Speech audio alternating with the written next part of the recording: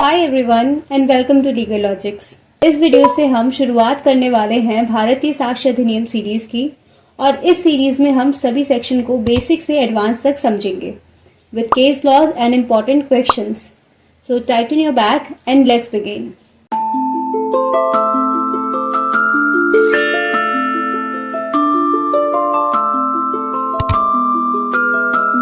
भारतीय साक्ष्य अधिनियम।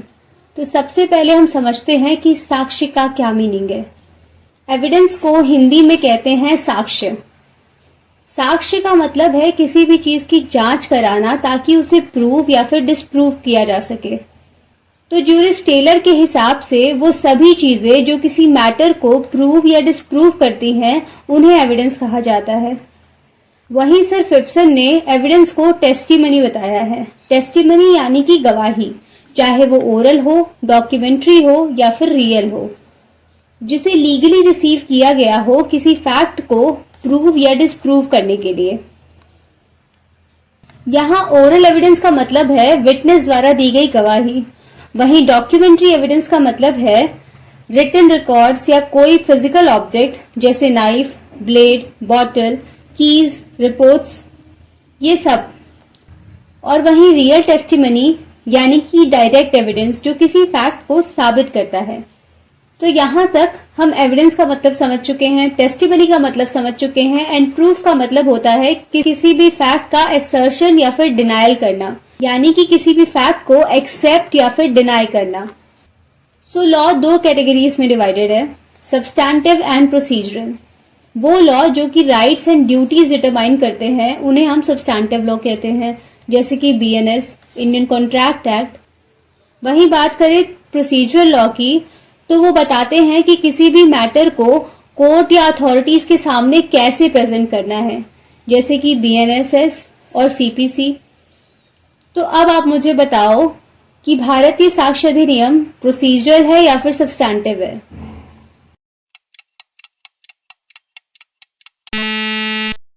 भारतीय साक्ष्य अधिनियम पार्शियली प्रोसीजरल है एंड पार्शियली सब्सटैंटिव है, यानी कि इसके कुछ सेक्शन प्रोसीजरल है एंड कुछ सेक्शन सब्सटैंटिव है। अब आपका होमवर्क ये है कि आप मुझे कमेंट्स में बताएं कि कौन से ऐसे सेक्शंस हैं भारतीय साक्ष्य अधिनियम में जो कि प्रोसीजरल हैं एंड ऐसे कौन से सेक्शंस हैं जो कि सब्सटैंटिव हैं। हम बात करते हैं एडवर्सरियल एंड इंक्विजिशनल सिस्टम की। एडवर्सरियल सिस्टम इंडिया में यूज होता है जहां किसी भी अपराध का इन्वेस्टिगेशन पुलिस या इन्वेस्टिगेशन एजेंसीज करती हैं। इन्वेस्टिगेशन पर जुडिशरी का कोई भी कंट्रोल नहीं रहता है। बट जो इंक्विजिशनल सिस्टम है वहां इन्वेस्टिगेशन मजिस्ट्रेट द्वारा सुपरवाइज किया जाता है। साथ ही साथ उसके कन्विक्शन रेट बहुत हाई है एंड ये फ्रांस एंड जर्मनी में प्रिवेल करता है। बीएसए का इन्फोर्समेंट 1 जुलाई 2024 को हुआ। वहीं बात करें इनैक्टमेंट डेट की, तो उसे 25 दिसंबर 2023 को प्रेसिडेंशियल असेंट मिल गई थी, जो कि आपकी बेयर एक्ट में यहां लिखा हुआ है। तो चलिए सबसे पहले जानते हैं कि आखिर क्या जरूरत थी इंडियन एविडेंस एक्ट को भारतीय साक्ष्य अधिनियम से रिप्लेस करने की। सबसे पहले तो Indian evidence act was of year 1872 and Indian democracy को उन पुराने लॉज को रिव्यू करके उन्हें अपडेट करने की जरूरत थी, क्योंकि तब इतनी टेक्नोलॉजी एडवांस नहीं थी जितनी लास्ट फ्यू डेकेड्स में हुई है। इंडियन एविडेंस एक्ट में प्लीडर, बैरिस्टर, वकील, अटॉर्नी जैसे टर्म्स का यूज था।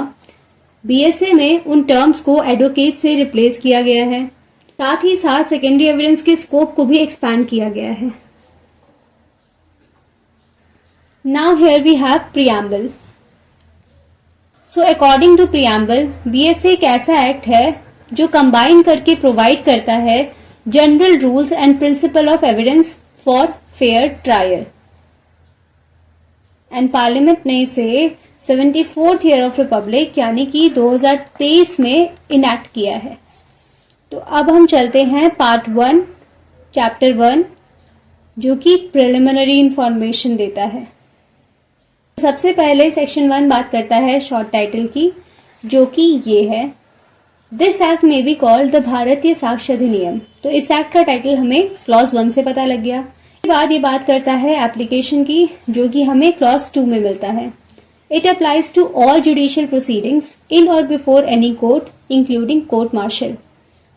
यानी कि ये अप्लाई करता है जुडिशियल प्रोसीडिंग्स में, before any court, in or before any court and including court martial. But ये अप्लाई नहीं करता है कहाँ? Affidavits presented to any court or officer, proceedings before an arbitrator. और साथ ही साथ ये भी जानना जरूरी है कि एविडेंस एक्ट अप्लाई करता है सभी जुडिशियल प्रोसीडिंग्स पर, बट अप्लाई नहीं करता है किसी भी नॉन जुडिशियल प्रोसीडिंग पर, चाहे वो मजिस्ट्रेट द्वारा ही क्यों ना कंडक्ट करवाई जा रही हो। Evidence act proceedings before tribunal पर भी अप्लाई नहीं करता है। एंड एविडेंस एक्ट को लेक्स फोरी बोला जाता है। लेक्स फोरी एक लेटेंट टर्म है जिसका मतलब है लॉ ऑफ द फोरम, यानी कि किसी केस पर प्रोसीजरल लॉ उस कोर्ट के अप्लाई करेंगे जहां पर केस की सुनवाई हो रही हो, बजाय कि सब्सटैंटिव लीगल इशू कहीं भी अराइज हुआ हो, unless there is a foreign element involved. ध्यान से समझिएगा, अगर एविडेंस किसी एक कंट्री से लाया हो, यानी कि सब्सटैंटिव लीगल इशू किसी एक कंट्री में अराइज हुआ हो एंड प्रोसीडिंग किसी दूसरे कंट्री में चल रही हो, तो वहां पर वो लॉ प्रिवेल करेगा जिस कंट्री में प्रोसीडिंग चल रही है। तो यहाँ पर इन्फोर्समेंट कब हुआ था इसकी बात की गई है, जो कि हम ऑलरेडी डिस्कस कर चुके हैं। नाउ सेक्शन 2 में डेफिनेशंस की बात की गई है। सबसे पहले है कोर्ट, जो कि इंक्लूड किसे करता है? सभी जजेस को, सभी मजिस्ट्रेट को and all person except arbitrators legally authorized to take evidence. तो अब बात करते हैं कंक्लूसिव प्रूफ की, जो कि क्लॉज बी में डिफाइंड है। तो जब किसी फैक्ट को कोर्ट डिक्लेयर कर देती है as conclusive proof of another, तो उसमें से किसी भी एक फैक्ट के प्रूव होने पर दूसरा भी प्रूव्ड माना जाएगा एंड कोर्ट उसे डिसप्रूव करने के लिए एविडेंस अलाउ नहीं करेगी। तो इसे हम समझते हैं एक एग्जाम्पल के साथ। सपोज ए ने सूट फाइल किया है टू डिक्लेयर दैट बी उसकी पत्नी है एंड कोर्ट ने ए के फेवर में डिक्री दे दी। फिर कुछ साल बाद बी ने सूट फाइल किया against D for property of C, ये कहकर कि वो सी की विडो है और उस समय ए भी जिंदा है। तो इस केस में इशू होगा कि क्या बी सी की पत्नी थी? तो जो पुराना जजमेंट आया था इस केस में will be conclusive proof of the fact that she is not wife of C. तो वही पुराना जजमेंट इस केस में कंक्लूसिव प्रूफ होगा इस बात का कि वो सी की पत्नी नहीं है, क्योंकि वो ऑलरेडी किसकी पत्नी है? ए की। अब चलते हैं क्लॉज सी पर, जो कि बात करता है डिसप्रूव्ड की। डिसप्रूव्ड का मतलब है जब कोर्ट मैटर को कंसिडर करने के बाद या तो ये बिलीव करती है कि वो फैक्ट एग्जिस्ट ही नहीं करता, या फिर ये मानती है कि उसके एग्जिस्ट होने के चांसेस इतने कम हैं कि उसे मान लिया जाता है कि वो एग्जिस्ट करता ही नहीं है। इसके बाद हम सीधा जंप लेंगे क्लॉज जे पर, जो कि बात करता है प्रूव्ड की। तो एक फैक्ट को प्रूव तब माना जाता है जब कोर्ट मैटर को कंसिडर करने के बाद ये बिलीव करती है कि वो फैक्ट एग्जिस्ट करता है, या फिर उसके एग्जिस्टेंस के चांसेस इतने ज्यादा है कि कोर्ट मान लेती है कि वो एग्जिस्ट करता है। और अब हम यहां से सीधा जंप लेंगे क्लॉज आई पर, जो कि डिफाइन करता है नॉट प्रूव्ड को। तो जब कोई फैक्ट ना तो प्रूव्ड है और ना ही डिसप्रूव्ड, तो उसे नॉट प्रूव्ड कहा जाता है। तो इन तीनों क्लॉजेस को अच्छे से याद रखने के लिए ही मैंने आपको जंप कराया। तो यहां से हम देख सकते हैं क्लॉज सी, जे, आई, जहां सी बात करता है डिसप्रूव्ड की, जे बात करता है प्रूव्ड की एंड आई बात करता है नॉट प्रूव्ड की। तो है ना ये याद करने के लिए आसान। तो क्लॉज डी से याद रखना डॉक्यूमेंट, कोई भी मैटर जो एक्सप्रेस, डिस्क्राइब या फिर रिकॉर्ड किया गया हो, किसी भी चीज पर किसी लेटर, फिगर, मार्क्स या और किसी चीज से या फिर एक से ज्यादा चीज से किस लिए डॉक्यूमेंट किया हो? ताकि उसे यूज किया जा सके for the purpose of recording. चाहे वो इलेक्ट्रॉनिक हो या डिजिटल रिकॉर्ड हो, उन्हें हम क्या कहेंगे? डॉक्यूमेंट्स कहेंगे। अब चलते हैं हम इलस्ट्रेशंस पर।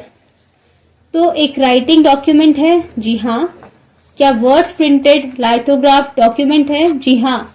मैप एक डॉक्यूमेंट होगा, प्लान डॉक्यूमेंट होगा, इंस्क्रिप्शन डॉक्यूमेंट होगा ऑन अ मेटल प्लेट और स्टोन। एक कैरिकेचर डॉक्यूमेंट होगा, an electronic record, an email, ये सभी चीजें डॉक्यूमेंट होंगी।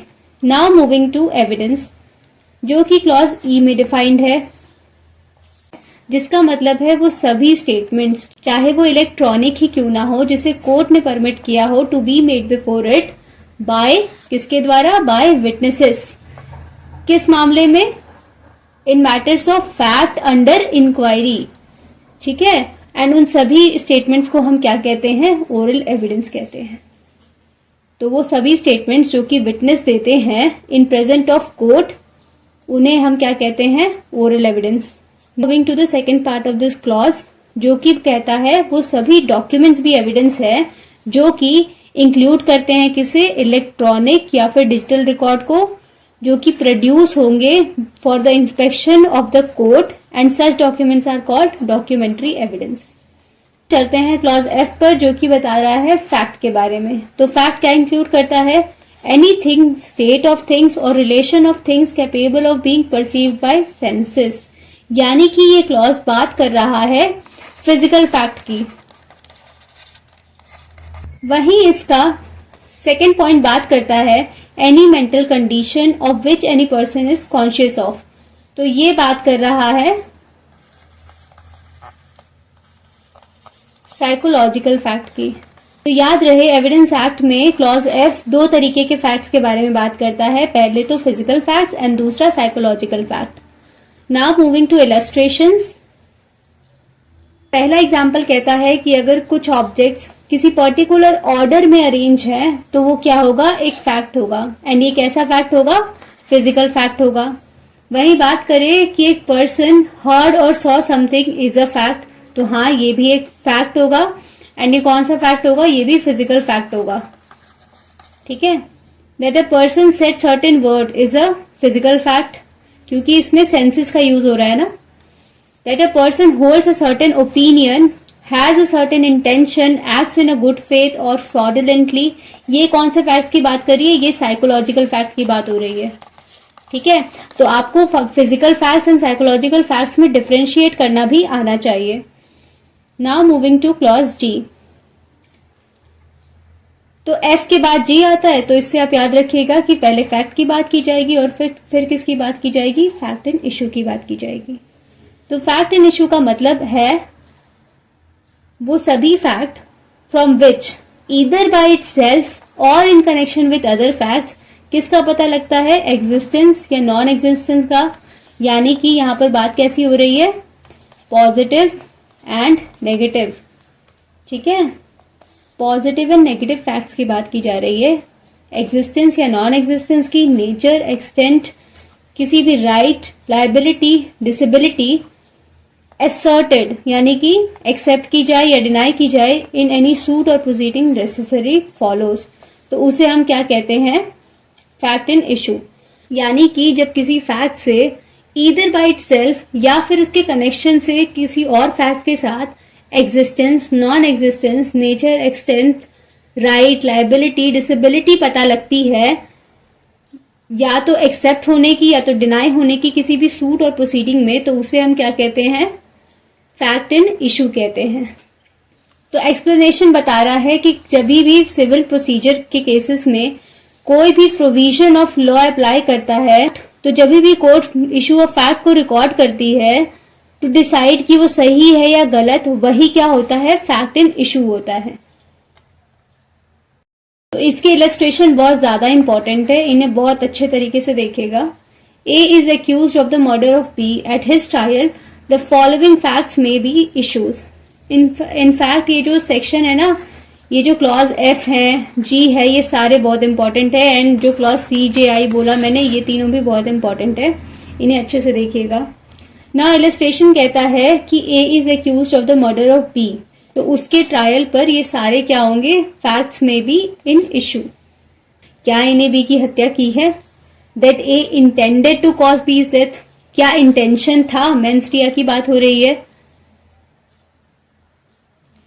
That A had received grave and sudden provocation from B, क्या वो ड्रंक था, अनसाउंड माइंड का था? ये सारे रीजंस भी क्या है, फैक्ट एंड इशू है।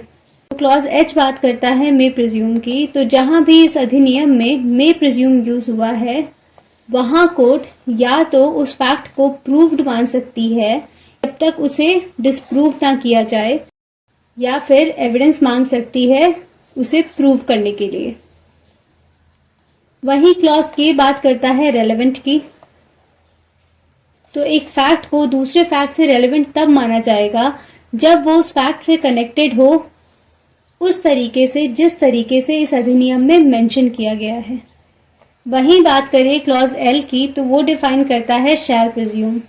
तो इस अधिनियम में जहां भी शैल प्रिज्यूम टर्म यूज किया जाए तो वहां कोर्ट उस फैक्ट को प्रूव्ड मानेगी तब तक जब तक उसे डिस्प्रूव ना किया जाए। तो सेक्शन 2 का सबसेक्शन 2 कहता है कि वो सभी वर्ड्स, एक्सप्रेशन जो कि यहाँ यूज हुए हैं पर यहाँ डिफाइन नहीं किए गए हैं, बट इंफॉर्मेशन टेक्नोलॉजी एक्ट 2000 में डिफाइंड है, या फिर भारतीय नागरिक सुरक्षा संहिता में डिफाइंड है, या फिर भारतीय न्याय संहिता में डिफाइंड है, तो उनका वही मतलब लिया जाएगा जो कि उस एक्ट या संहिता में जिस तरीके से डिफाइंड है। So that's it for today. I hope your concepts are clear now. इस वीडियो के नोट्स के लिए आप लीगल लॉजिक्स का टेलीग्राम चैनल ज्वाइन कर सकते हैं, जिसकी लिंक मेरे डिस्क्रिप्शन बॉक्स में दी गई होगी। एंड साथ ही साथ लाइक, कमेंट एंड सब्सक्राइब करना ना भूलें। And if you are watching till now, thank you very much. So bye bye for now and we will meet super soon.